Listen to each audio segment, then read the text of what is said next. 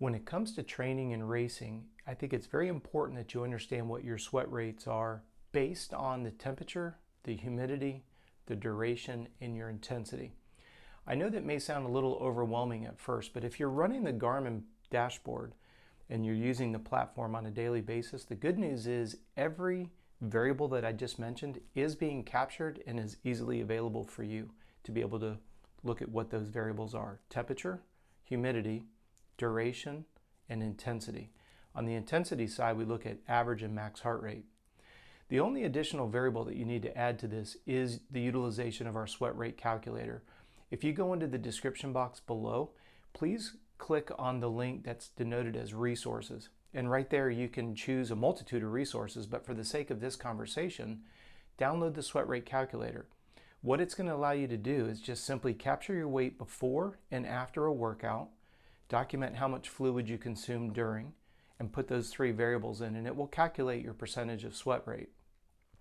The ideal sweat rate, please listen, the ideal sweat rate is to be between 1 and 2%, no less and no more. If you gain weight during a workout, you've overhydrated. Very dangerous. That's a condition known as hyponatremia. If you've lost more than 2%, you're officially dehydrated. And the crazy part about it is you're working extremely hard to build raw power. You're working hard to build your muscular endurance. And by being more than 2% dehydrated, you could actually start to lose both strength and endurance. So when we're using a sweat rate calculator, we don't want it to just be random. What I recommend with my clients is do at least a 10-degree temperature silo. So for example, what is your sweat rate when the temperature is between 70 and 80 degrees? When you exercise or race for 30 minutes at a heart rate average and max of X and Y. It's very, very specific to yourself. Now, I'm not trying to be insulting to anyone's intelligence here, but duration and intensity bounced against temperature and humidity is going to affect your numbers. So when you're going into future races that are very important, and maybe something that you've been training for a long period of time, you've got to have a good idea what is your perspiration rate in those conditions at the intensity that you intend on racing in. Please understand, we're not trying to promote the idea that it's an exact science. There's going to be variables.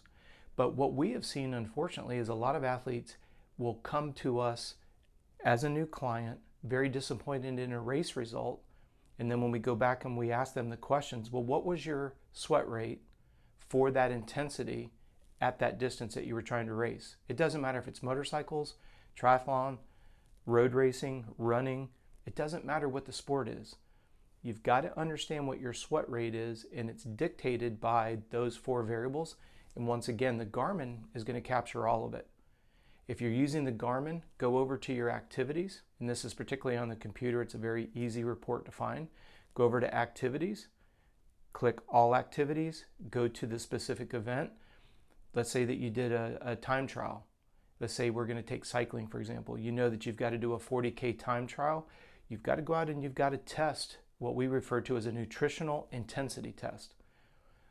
What's the highest intensity you can maintain for that 40K? Weigh yourself before and after. Nail your hydration intake. Because remember, hydration includes calories. Now it's beyond the scope of this video, but in a 40K, we would have already calculated what your calorie burn rate is and how long does it take for you to get that 40K done. If you're super fast and it's less than an hour, we probably won't even hit calories, because a body that comes to a time trial that's fed and rested and hydrated properly has enough energy for 60 minutes, no problem.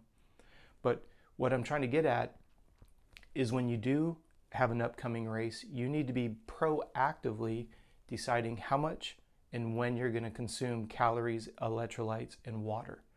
That's the whole idea behind this sweat rate calculator. I want to say thank you for taking the time to watch this video. I know time is very valuable for all of us.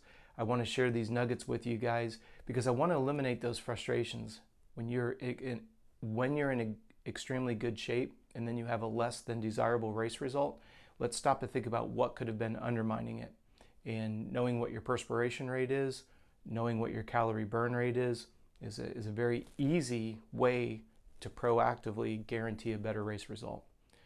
So again, thank you for watching this video. Do me a favor, if you're dealing with something that you want answered, a frustration, something that you need clarified, please send me an email. You can send that to contact@coachrob.com. Every day here on YouTube, we're going to be launching a new video every morning.